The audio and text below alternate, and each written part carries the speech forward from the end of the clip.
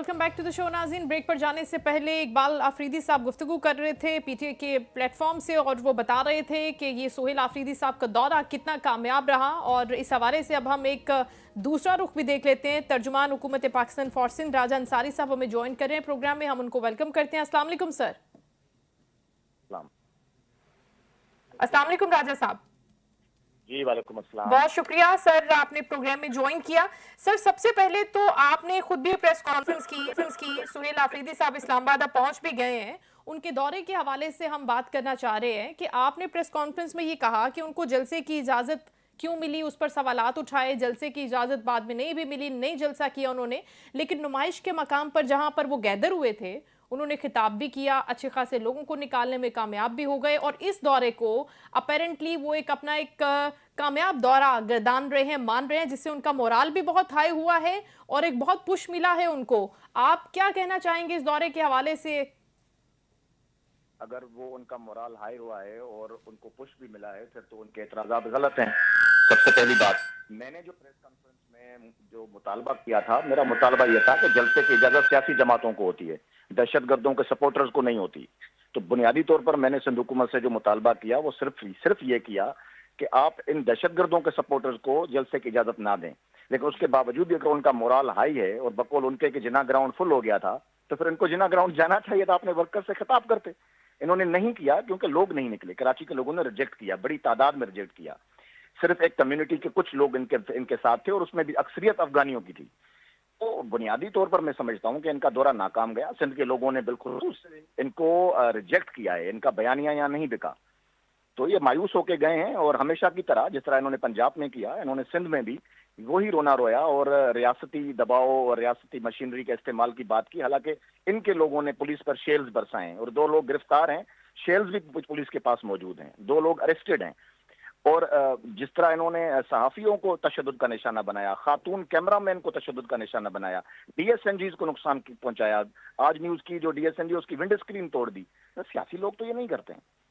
तो आप तो इनको दहशतगर्द कह रहे हैं और आप इनकी ये सारी कार्रवाइयां गिनवा रहे हैं और सिंध हुकूमत दूसरी जानिब उनको सरकारी प्रोटोकॉल दे रही है। सर, सरकारी प्रोटोकॉल उनको सीएम केपीके की हैसियत में दिया गया था, ठीक है, लेकिन आपने देखा कि कल ही एक फॉरेंसिक हुई जिसमें रेडियो पाकिस्तान पेशावर को जब आग लगाई जा रही है तो सीएम केपीके वहां मौजूद थे, उनकी मौजूदगी के शवाहिद मौजूद हैं। कौन सी तो अब सर तो वो हम आप उनको उस अरेस्ट पिक्चर करने की जा उस रहे हैं। वीडियो की बात कर रहे हैं? नहीं नहीं नहीं राजा साहब, वो तो बिल्कुल फेक पिक्चर और फेक वीडियो है ना सर, उस एविडेंस पे तो ना साबित जाए ना करें, सर। ये कोर्ट में साबित करें अगर वो फेक है तो।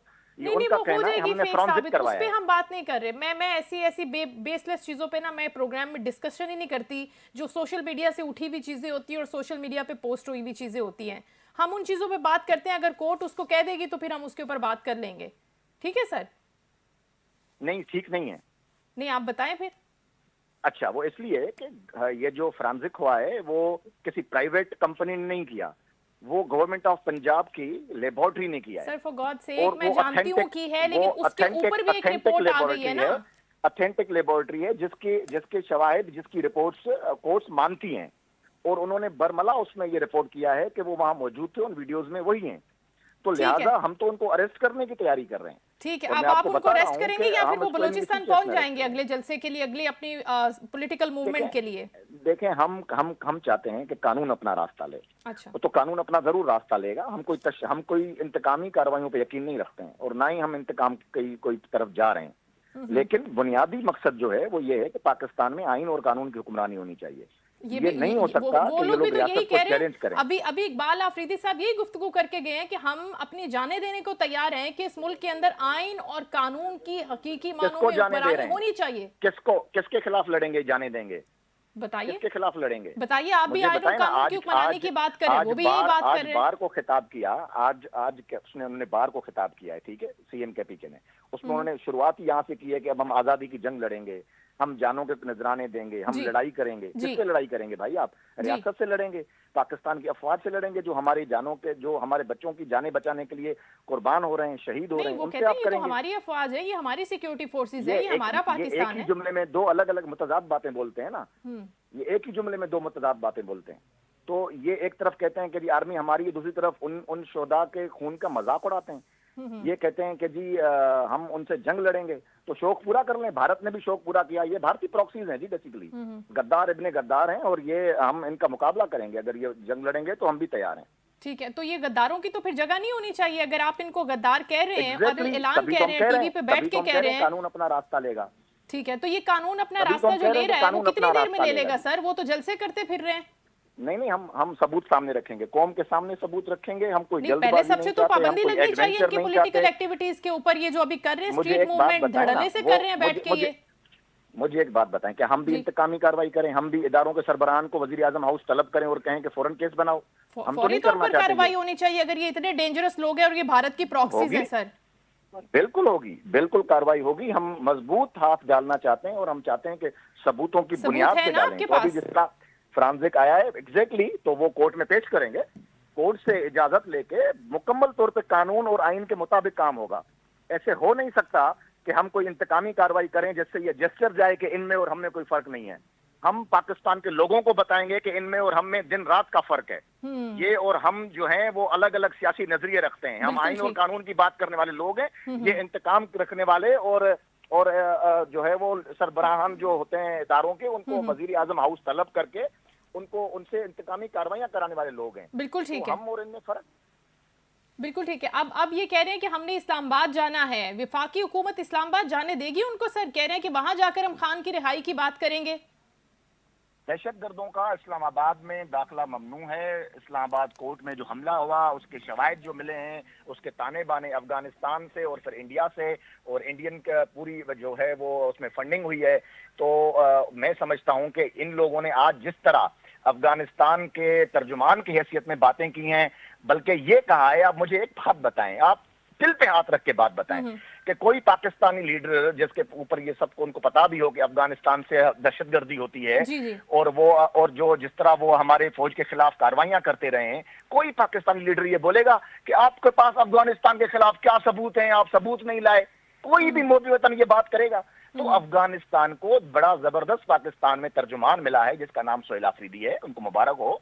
लेकिन हम, क्योंकि ये रियासत ने फैसला किया है, पाकिस्तान के कानून नाफिज करने वाले इदारों ने यह फैसला किया, हुकूमत ने फैसला किया है कि दहशतगर्दों का इस्लामाबाद में दाखिला ममनू है, और हम किसी भी दहशतगर्द को इस्लामाबाद आने की इजाजत हरगिज नहीं देंगे। ये दहशतगर्द खैबर पख्तूनख्वा में रह ले, इससे कोई मसला नहीं है, लेकिन इस्लामाबाद ना आए, वहां पर भी कोई इलाज कर देना फिर इनका। कोई गवर्नर राज की कोई प्लानिंग वहां है? पर जबरदस्त ऑपरेशन हो रहा है जिससे ये खुली बदमाशी करार दे रहे हैं। ये अच्छा। कराची आए, सीएन केपीके ने कराची में प्रेस मीट द प्रेस किया, और यहाँ सहाफियों को आकर कहा कि केपीके में जो ऑपरेशन दहशतगर्दों के खिलाफ हो रहा है वो खुली बदमाशी है। तो ये तो हम तो कर रहे हैं वहां पर भी। हम इनके थोड़ी बाज आएंगे या इनके कहने पे हम कोई केपीके के जो अवाम है उनकी जानों को खतरे में थोड़ी डालेंगे। हम केपीके में ग्रैंड ऑपरेशन कर रहे हैं जो फितनतुल हिंदुस्तान और फितनतुल खवारिज के खिलाफ है, टीटीपी के खिलाफ है। जो भी रियासत की रिट को चैलेंज करेगा, हथियार उठाएगा, जंग लड़ने की कोशिश करेगा, उनके खिलाफ नेशनल एक्शन प्लान के मुताबिक कार्रवाई की जाएगी, और कार्रवाइयां जारी हैं। तो कल भी बड़ी जबरदस्त जो है वो फतुहात मिली हैं उन कार्रवाइयों में, लेकिन ये उसकी मुखालफत कर रहे हैं, ये उनका साथ दे रहे हैं, और टीटीपी की सियासी विंग के तौर पर काम कर रहे हैं। अब ये जिन कार्रवाइयों का आप जिक्र कर रहे हैं राजा साहब, बिल्कुल ये हो रही हैं ज़बरदस्त तरीके से, फंड्स भी मुख्तस हो गए 4 अरब के करीब, लेकिन आगे चलकर अगर एक ग्रैंड ऑपरेशन की ज़रूरत पड़ती है तो ये जो खैबर पख्तूनख्वा की गवर्नमेंट है इसको पेज पर लेंगे, इसको समझाएंगे, या फिर इनकी मर्जी के खिलाफ इनसे पूछे बगैर आप अपने ऑपरेशन को उसी तरह से जारी रखेंगे जिस तरह से होना चाहिए? क्योंकि उस पर तो ये कायल होंगे नहीं ना, ये आपको पता है। जब ये दहशतगर्दों के तर्जुमान बने हुए हैं, जब उनको सपोर्ट कर रहे हैं, सहूलतकार हैं, और फिर हमारे पास, हम तो अभी बहुत सारे सबूत इकट्ठे कर रहे हैं, मैं उसमें थोड़े से आपको बता देता हूँ। बहुत बड़े पैमाने पे मंशियात और हथियारों की स्मगलिंग हो रही है जिसमें ये लोग पार्टनर्स हैं। बल्कि पार्टनर्स क्या, जो लोग दहशतगर्द ये सारी कारोबार कर रहे हैं वो इनके लिए ही कर रहे हैं। ये बुनियादी तौर पर एक दूसरे की जो है ना बहुत बड़ा नेक्सस है जिसको हम इंशाल्लाह और एग्जामाइन कर रहे हैं और सारे सबूत इकट्ठे कर रहे हैं। तो आप देखेंगे कि इनको हम मुकम्मल तौर पे एक्सपोज करेंगे, और ये एक बहुत बड़े पैमाने पे, सिर्फ ये आज से नहीं हो रहा, आज तो उसके रिजल्ट सामने आ रहे हैं, आज तो ये एक्सपोज हो रहे हैं। ये काफी अरसे से भारतीय पैसे लेकर और इतने बड़े तादाद में फॉरेन फंडिंग लेकर पाकिस्तान के खिलाफ बहुत बड़े पैमाने पे साजिशों में मुलविस रहे हैं। तो अब जब ये लोग बाहर आ गए, ओपनली कह रहे हैं कि हम जंग लड़ेंगे, ओपनली भारतीय सियासतदानों की और मोदी सरकार की बोली बोल रहे हैं, तो फिर तो रियासत ये सब देख रही है और रियासत अपने तरीके से काम करेगी, इंसाफ का भी बोलबाला होगा और कानून के मुताबिक कार्रवाई होगी। बिल्कुल ठीक है। और खान साहब के हवाले से जो ये रिलैक्सेशन चाह रहे हैं, जो चीज़ें करना चाह रहे हैं, उनकी हवाले से आपने क्या प्लानिंग की है कि क्या वहां से भी कुछ चीज़ें सामने होंगी, बेहतर होंगी? उनकी मुलाकातों पर जो पाबंदी है वो ऐसे बरकरार रहेगी या हटा देंगे? उसकी क्या प्लानिंग कर रही है हुकूमत सर? मुलाकात पर पाबंदी नहीं, पाबंदी सियासत पर है। हम्म। सियासत पे पाबंदी रहेगी क्योंकि इन लोगों ने खुद एक बड़ा, मैंने आपको पहले भी बताया था, जबरदस्त फैसला लिया हुआ है अपने मनपसंद जजेस से, वो इन पे फैसला इनफील्ड है।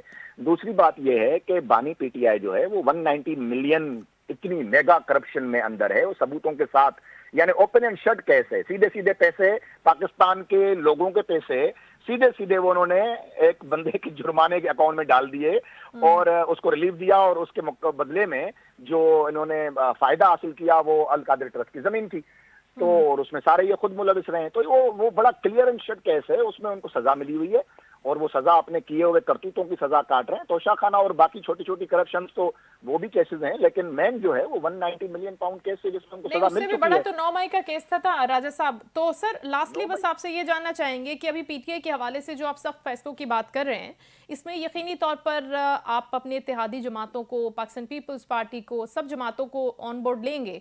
तो आप समझते हैं कि पीटीआई जिसने आज, पाकिस्तान पीपल्स पार्टी जिसने आज असेंबली से वॉकआउट किया है, वो कायल हो जाएगी आपके इन फैसलों के पर जो पीटीआई के हवाले से करेंगे आप? हम फैसले मिलके करेंगे, हम कायल करने की बात ही नहीं है, हम अच्छा, फैसले मिलके करेंगे। मिलके करेंगे। अभी अभी मोहतरम सदर आसिफ अली जरदारी और बिलावल भुट्टो जरदारी साहब ने गड़ी खुदा बख्श में जो तकारीर की, उन तकारीर की रोशनी में फैसले होंगे। उनके जो उनका आइडिया है या जो उनका बयानिया है उसके मुताबिक फैसले होंगे, और वो यही है कि किसी भी दहशतगर्द को, गद्दार को कोई भी रियायत नहीं मिलेगी। बिल्कुल ठीक है। बहुत शुक्रिया आराज अंसारी साहब, तर्जुमान हुकूमत पाकिस्तान फॉर सिंध, गुफ्तगू कर रहे थे पाकिस्तान तहरीक इंसाफ के इस जलसे के हवाले से, स्ट्रीट मूवमेंट के हवाले से और दौरा सिंध के हवाले से कि सुहेल आफरीदी साहब ने जो गुफ्तगू की है एंटी स्टेट उसको करार दे रहे हैं, और वो कह रहे हैं कि ये एक बहुत बड़ा सवालिया निशान था कि किस तरह एक दहशतगर्द को, एक गद्दार सिंध की ज़मीन पर इतना प्रोटोकॉल दिया गया, एक सीएम होने के नाते दिया गया, लेकिन उनको यहाँ पर इतना खुला मैदान, इतना मार्जिन देना नहीं चाहिए था। वाज़े तौर पर पीएमएलएन जो है वो इससे आपको डिफ़र करती हुई नज़र आएगी। पाकिस्तान पीपल्स पार्टी की जो भी डिसीजन मेकिंग पावर थी या जो भी ओपिनियन थी, ख़ास तौर पर पाकिस्तान तहरीक इंसाफ के हवाले से, और जहाँ तक उस फैसले के हवाले से बात हो रही है पीटीआई के हवाले से, फैसला कौन चीज़ जो करनी है उस पर वो ये कह रहे हैं कि हम उनको ऑन बोर्ड नहीं लेंगे बल्कि उनके साथ बैठ के मिलकर कॉन्सेंट से फैसले करेंगे। तो आने वाला वक्त ही बताएगा कि ये वाकई मिल के बैठ सकते हैं, क्योंकि नाराज़ियों को, इख्तलाफात को तो ये मिटा नहीं पा रहे, खफगियाँ अभी भी बरकरार हैं पाकिस्तान पीपल्स पार्टी की हुकूमती जमात से। तो आने वाले वक्त में देखना होगा कि ये जो इत्तेहादी बने हुए हैं क्या इसी तरह से ये आगे बढ़ते हैं या फिर इनके दरमियान भी एक दरार आ जाती है। शो का वक्त खत्म, अपना ख्याल रखिएगा। इंशाल्लाह कल आपसे दोबारा मुलाकात होगी। अल्लाह हाफिज़।